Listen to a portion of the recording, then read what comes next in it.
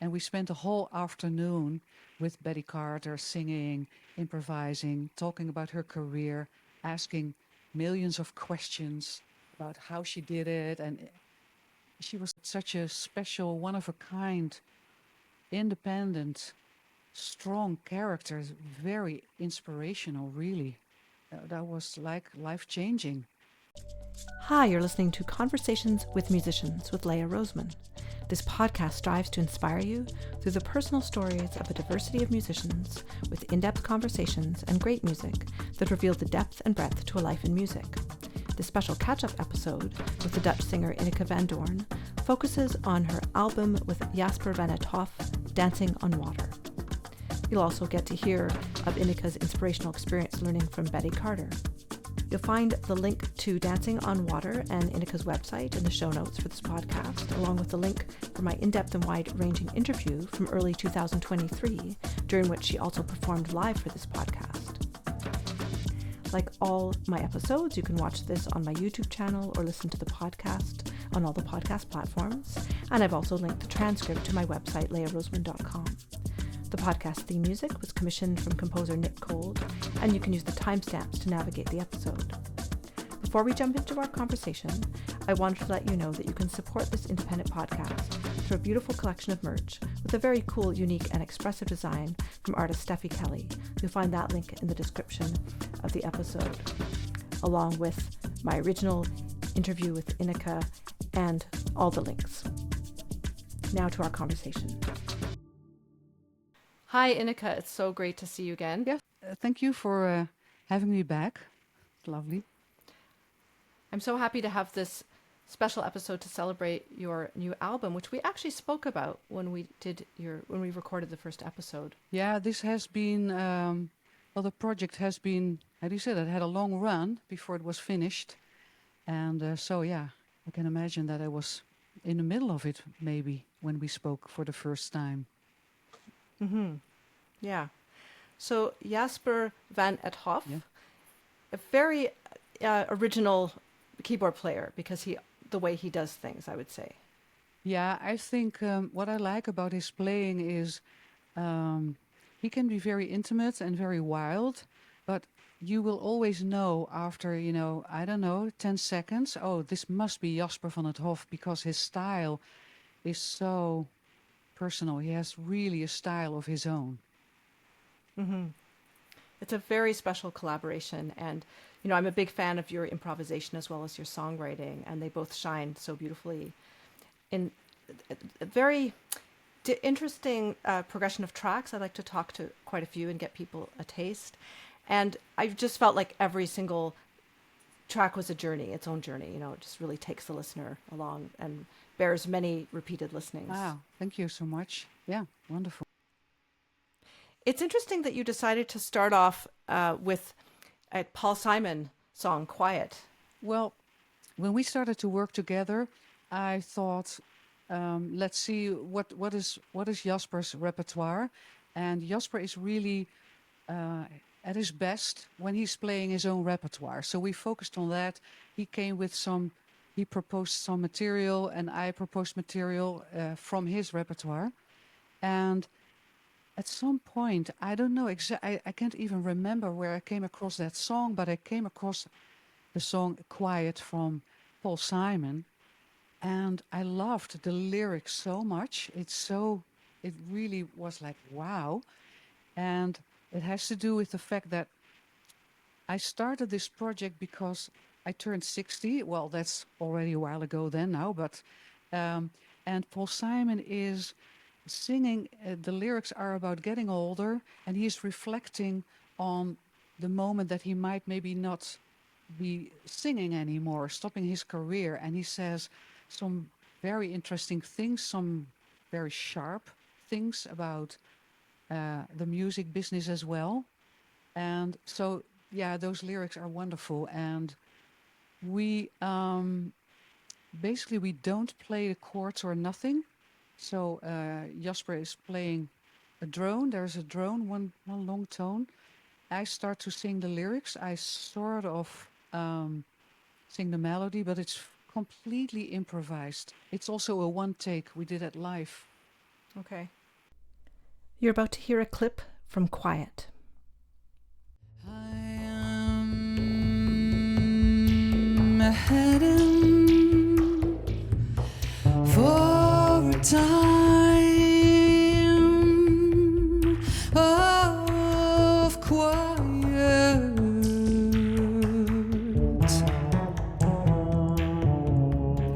when my restlessness is past,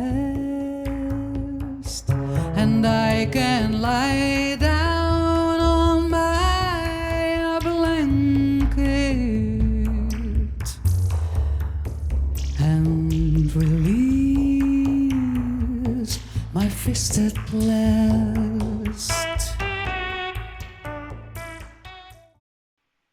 So some of this album you recorded as a concert, and some of it you went to the studio. Yes, we started by playing two short concerts. It was in the middle of COVID time, and we had the possibilities to do special small concerts for. There were maybe 10 people, So these were set up special occasions where, just to give musicians the possibility to play and for the audience to hear a little bit of live. So we started to do two concerts in a beautiful, really old studio in the Netherlands. I think it might be even the oldest radio studio in the Netherlands.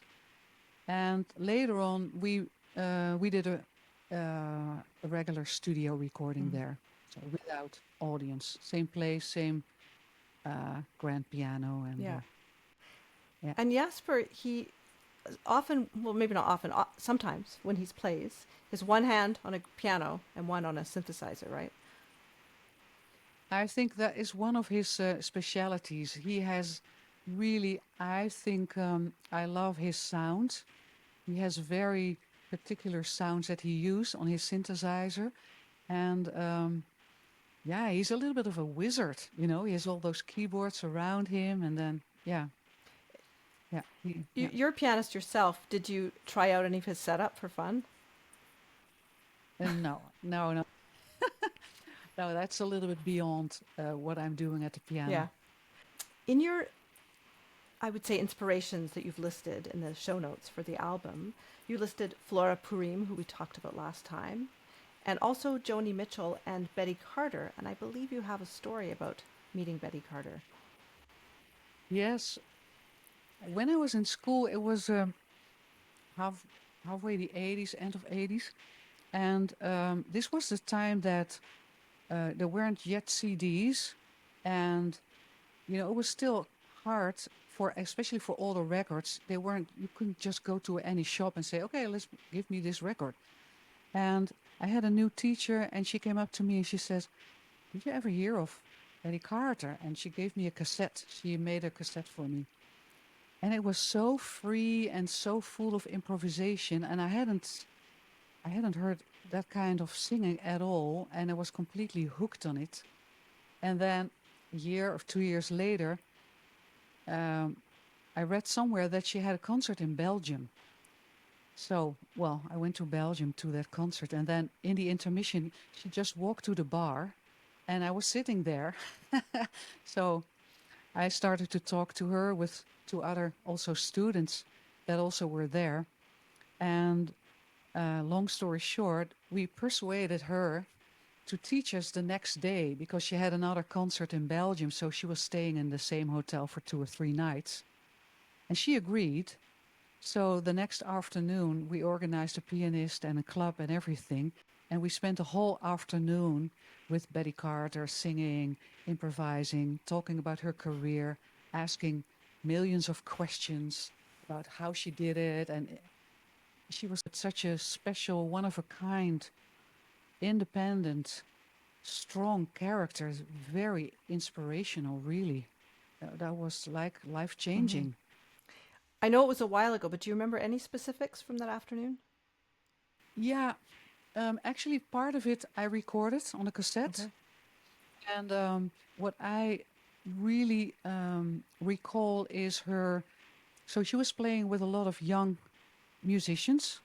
And so we were asking her, so why are you playing with musicians that are so young?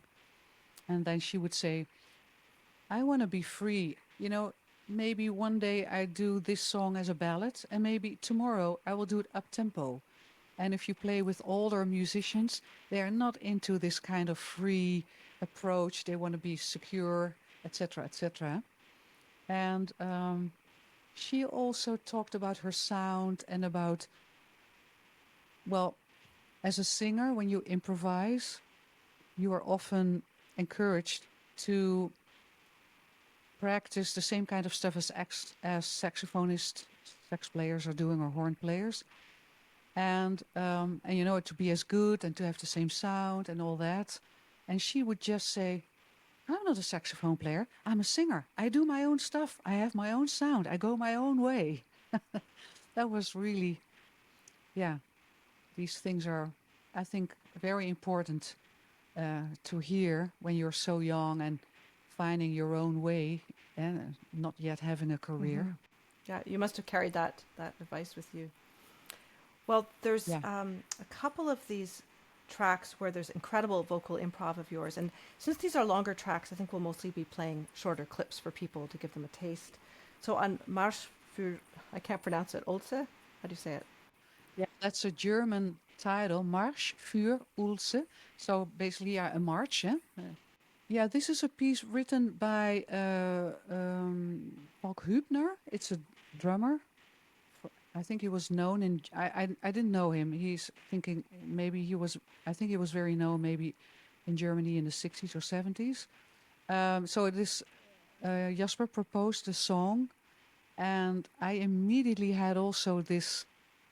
I could understand why Jasper would like to try this out, and he also said, "Oh, let's write lyrics to it," and because it's so slow and so majestic, it gives the whole sense of room, of like, I feel the song as some almost like a cathedral, like a big space and slow, majestic.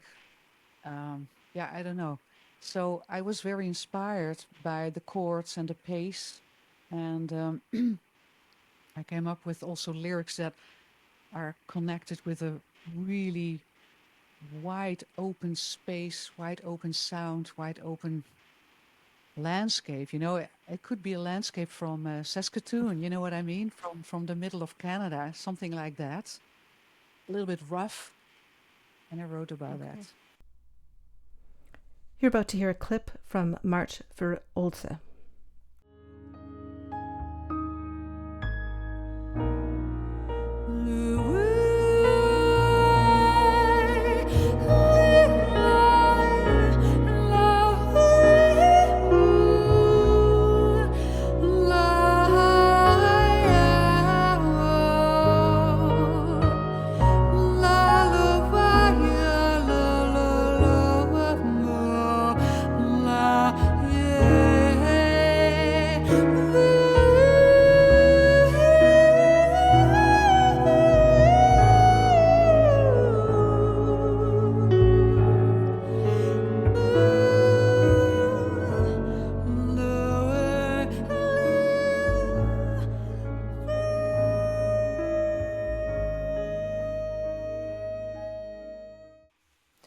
And actually, the last song on this, Yayapriya, is a Carnatic raga.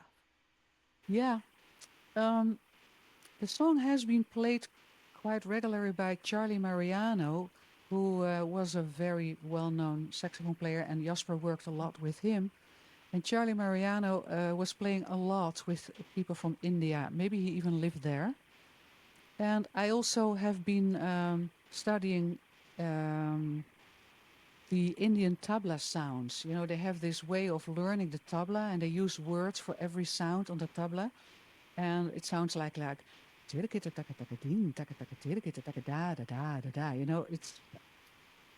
yeah, I love that. So I was into that immediately, and we tried to make it our own, because I don't feel comfortable with presenting a song like that as a Indian, like pretending that I would do it the way that an Indian musician would do that. And yeah, so we really take our liberties in that, but we're still trying to stay close to the atmosphere from the beginning, from the raga. Next is a clip from Yayapriya.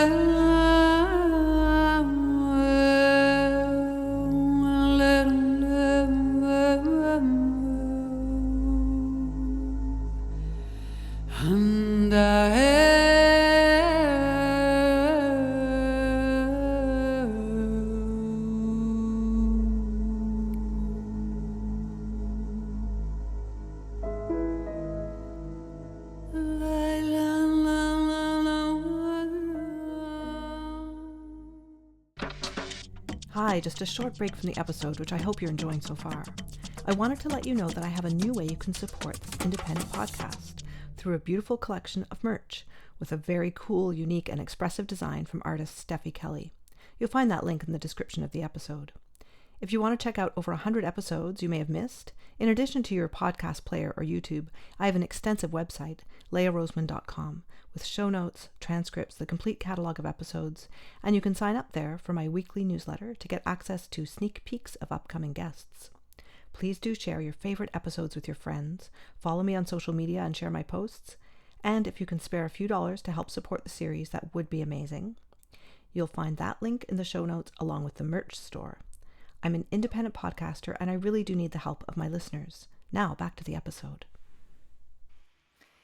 And in terms of Jasper's, sometimes his bursts of energy with his improvisation, I thought for Quiet American, it might be interesting for people to hear a little bit of the beginning, this Latin feel, sad ballad, and then later on he has a bit of, wonder that happens. I think Jasper is quite strong also in playing ballads, because even though he might have some kind of a burst of energy, he really stays close, I think, to the original concept of the piece. He sort of knows intuitively, like, okay, how far he wants to go, and then comes back to the form. And, whereas, well, I really chose to stay very close to the intimate atmosphere of the beginning. And I think that's important because I'm also singing the lyrics. And I think what I improvise is sort of an extension, I feel, an extension of the melody. And for me, it would feel not very natural then to burst out in some very expressive, free vocals in connection with what I've done before, what I do at the beginning of the song. You're about to hear 2 clips from Quiet American, the very beginning and then later in this piece.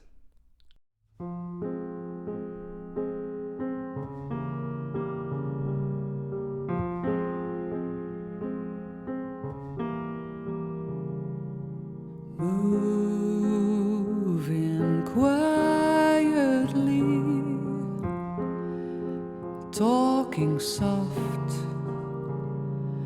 through your shyness, I won't forget. Hold these things in life that remain unsaid, may be born in silence.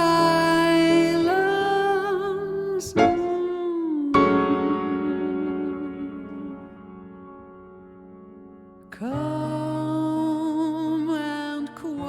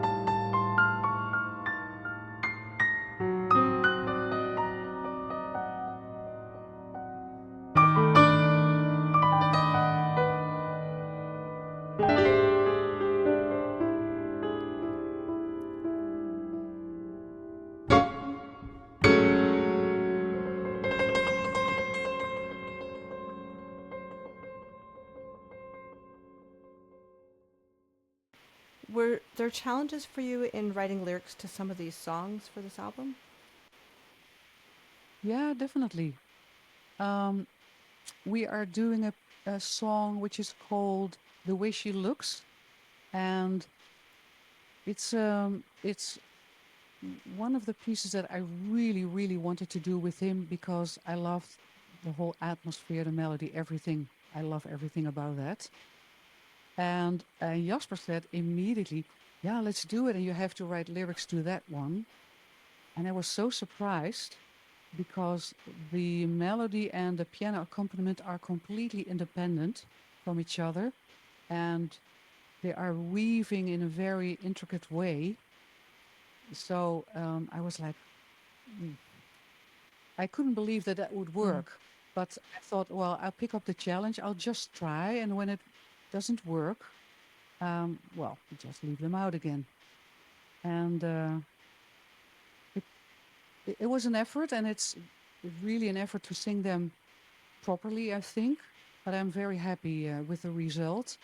And I'm also happy with it because when we perform, I feel actually that the audience is touched by the music in the way that I was touched when I heard the song for the first time. And in that way, I feel quite secure that they are not thinking about, oh, this is hard. You know what I mean? So it's not about that, so that I can just focus on the quality of the music without making the song sound too complicated or whatever. But because it is complicated, but you know.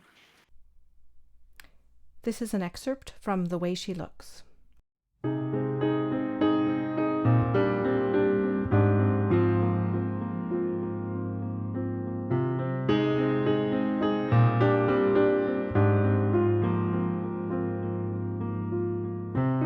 Unrevealed, unarmed, still afraid, living her name, proud as can be with me, day and night, changing my life, just the way she looks at me, in her restless mind, birds of many feathers, singing along the secret songs she'd never dare to sing out loud for me, though unrevealed, unarmed, still afraid, seizing the day, brave as can be with me, day and night, changing my life, just the way she looks at me, standing still, outspread arms like a tree, feeding the birds, making them fly beyond each and every of her secret stories, make her let go of things she cannot face, walking side by side, day by day,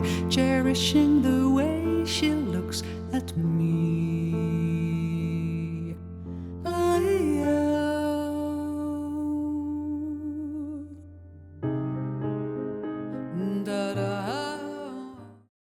So actually the name of the album is Dancing on Water, but you have a song Dance on the Water. Yes. Thought that the title of the song would have been the title of the album. Yeah. I think when you say dancing on the water, I don't really like the word the dancing on the water. It's like, to me, it sounds very specific on that water. But if you say dancing on water, to me, it gives much more a feeling of, okay, you try to do something that is nearly impossible and it's tricky and it is a challenge. So that's why I choose for that title. Okay. Yeah. Yeah, the beginning of this particularly, it's so joyful and up tempo, and yeah, it's just a really beautiful contrast with some of the other. Yeah, it's very fresh. Yeah, I like it too. It's really fun to play, and we're just making fun together. Okay. This is the complete track of Dance on Water.